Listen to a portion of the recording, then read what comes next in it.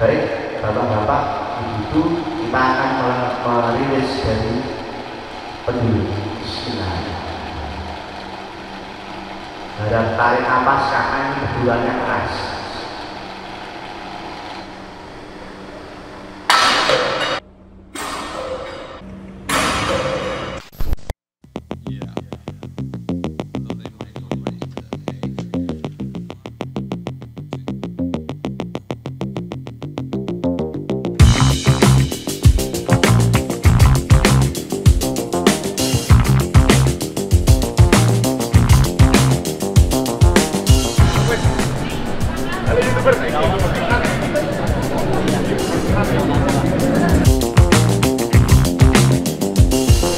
Assalamualaikum warahmatullahi wabarakatuh.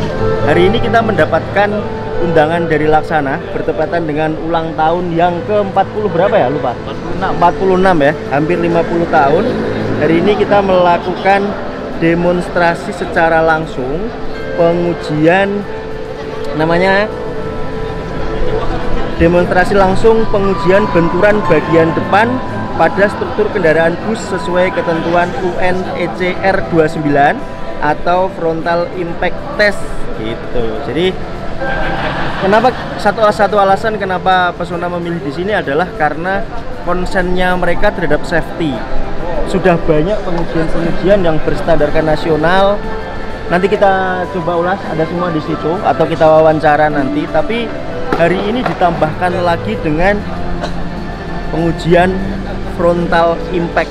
Jadi kayak tabrak adu banteng gitu. Selengkapnya seperti apa kita review sebisanya nanti sambil ngobrol. Kan tamu banyak, kita kan nggak mungkin nggak jago kan, tamu banyak. Kamu liputan ya Pak?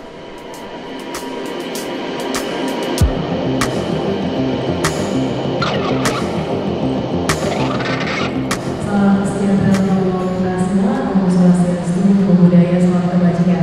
Baik, selamat siang Bapak dan Ibu, para tamu undangan. Kami ucapkan selamat datang di Yusuf Arman Building Karoseri Laksana.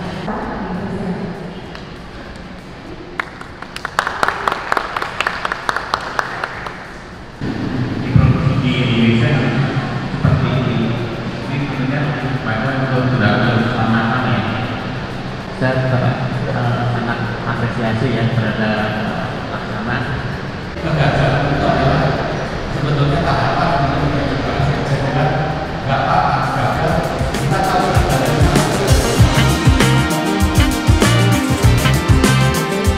Jadi sudah dijelaskan semua teman-teman, yang saya sampaikan di awal benar. Artinya sudah ada 5 pengujian dan 5-5-nya lolos. Semuanya dilakukan untuk melindungi tidak hanya orang yang ada di dalam bis, tapi juga di luar bis. Good job sih. Ini kita mau dikasih lihat bagaimana ujian frontal impact itu akan semakin baik dalam rangka si Laksana menjadi pioneer of safety selama sudah 46 tahun. Luar biasa ya Pak? Luar biasa. Luar biasa Pak. Pioneer of safety itu kata-kata yang selaras dengan apa yang dilakukan Pesona. Ya. 1% komitmen for the rescue. Dan satu hal lagi Mas Wahid, kita Laksana ini safety-nya nggak cuma untuk penumpang yang ada di dalamnya, tapi juga untuk yang ada di luarnya. Ya. Terima kasih loh Mas Wahid, Ya. selalu mendukung Laksana. Sama-sama. Terima kasih juga selalu mendukung Pesona. Mutualisme. Yuk kita ke turun bawah. yuk. Turun. Sama Pak Edi Pak, biar nggak tersesat. Harusnya kita pakai di dengkul ya.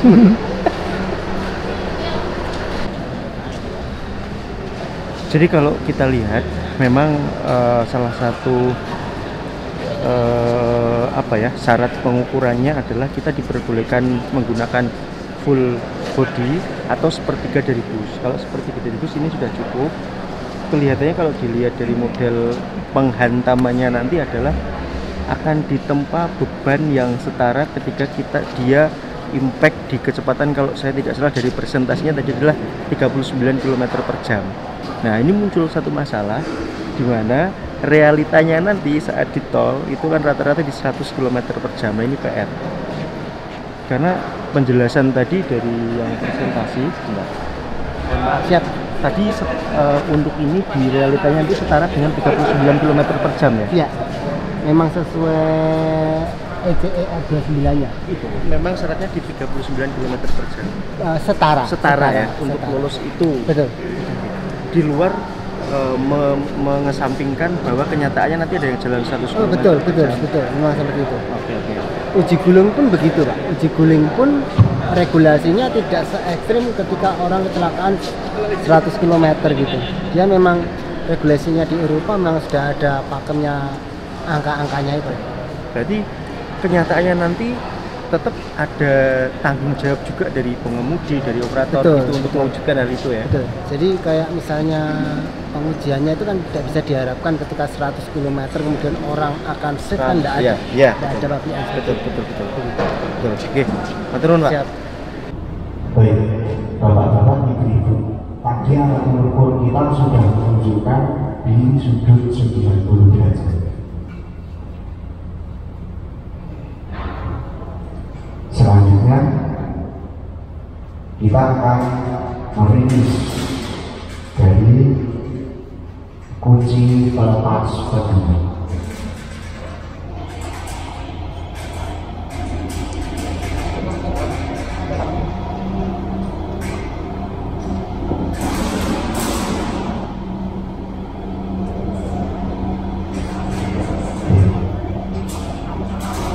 Saya harap kamera bersiap sebagai dokumentasi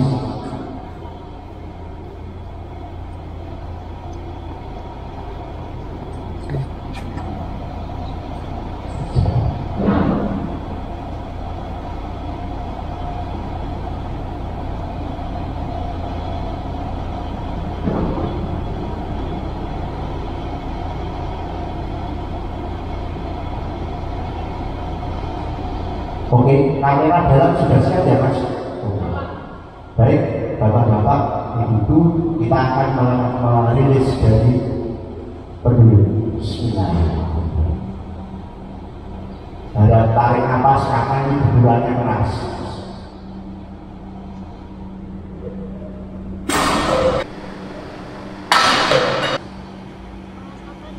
Enggak.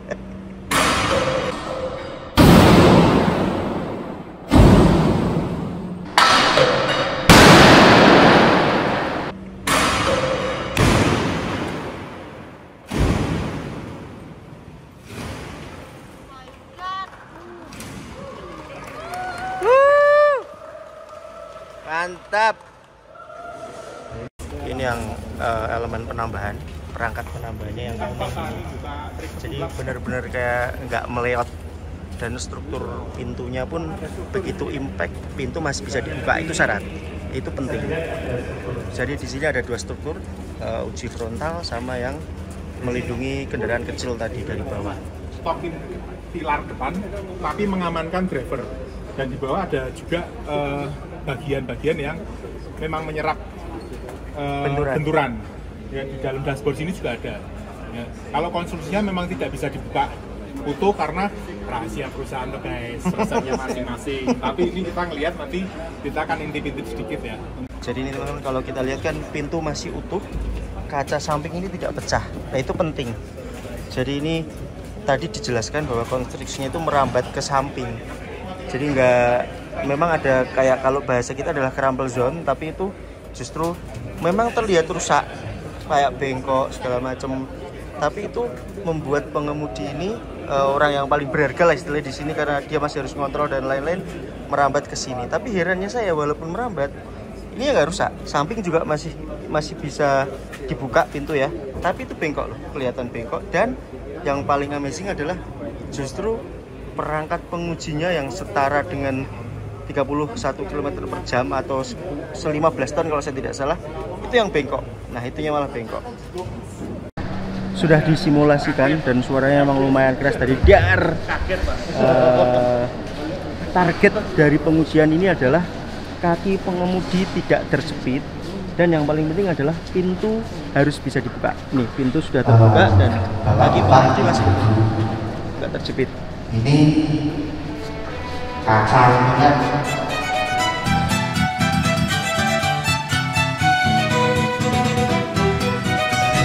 saya ingin melanjutkan dari paparan tadi disebutkan bahwasanya setelah tes ini Laksana akan melakukan memintakan sertifikasi ke lembaga independen agar produk ini bisa diekspor ke salah satu negara di Asia.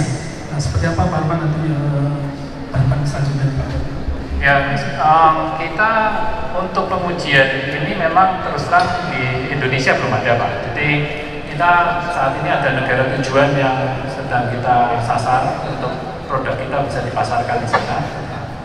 Untuk uji tabrak depan ini belum menjadi persyaratan, tetapi yang menjadi persyaratan adalah uji kekuatan kursi dan bagaimana kursi itu terpasang di struktur kendaraan bus. Nah, untuk itu kita saat ini dalam proses pengujian kursi kita ke negara tetangga untuk di sana mereka uji Pak, karena mereka ada balai pengujian untuk memastikan itu sesuai dengan standar. Ukur keefektifan dari pengujian ini untuk dampaknya terhadap keselamatan bagi pengemudi saat kecelakaan dari depan, saya kira mungkin agak sulit menghitungnya, tetapi memang sebenarnya kegiatan ini kita lakukan itu seperti tadi yang Pak Suryanto sudah sebutkan bahwa dia selalu memprovokasi, dan kita juga kalau melihat data bahwa kecelakaan itu terjadinya memang dari depan. Jadi selama ini memang belum ada pengujian untuk kendaraan bis memastikan frontal crashworthiness dari depan ini belum ada. Nah, makanya itu kita coba adopsi peraturan yang berlaku di luar untuk melakukan pengetesan dan improvement berdasarkan standar tersebut.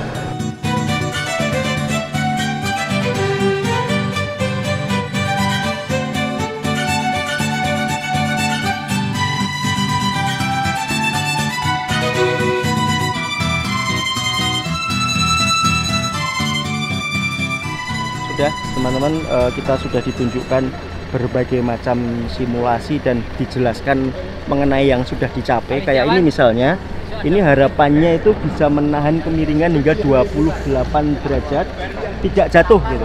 Nah, ini kalau kita ukur itu kalau kita itu sekitar 29 derajat, dan 29 derajat itu sudah miring banget loh, sudah miring banget. Tadi dijelaskan uji guling atau roll overnya itu diharapkan bisa bertahan hingga 30,1 derajat kalau saya tidak salah ingat tadi. Jadi spek yang di Eropa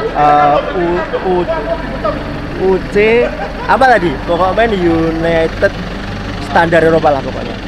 Kenapa Eropa? Ya karena mereka pionir terhadap kepedulian keselamatan. Yuk beli yuk.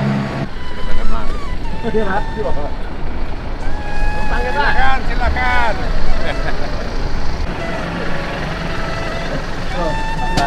Dengar Pak, nyawang tadi.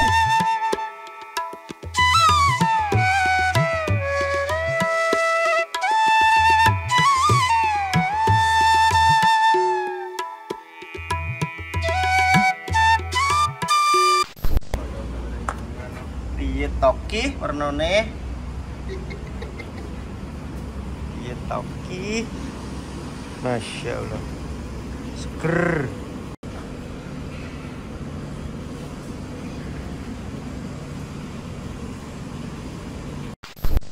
Pak. Makasih ya Mas. Ya, iya. Ya. Mas, makasih Mas. Beres kafe lo? Ya sudah.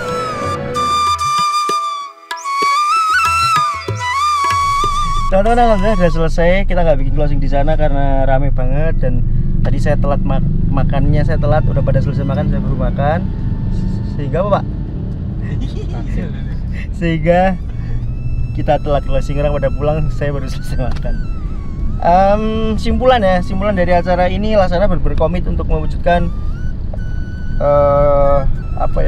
semboyan mereka yang inovatif team, kemudian pioneer of safety, itu mereka berkomit. Dan saya baru tahu ternyata ujian standar Uni Eropa atau UNECR itu tidak harus dilakukan. Ternyata Indonesia belum mewajibkan, regulasi di Indonesia belum mewajibkan. Tapi sebagai pioneer of safety, dia melakukannya secara sukarela, bekerja sama dengan KNKT dan Kemenhub. Begitu tadi simpulannya. Mantap. Jadi semakin yakin kita ya nggak menutup kemungkinan kita akan geser ke Malang atau kemana, nggak menutup kemungkinan.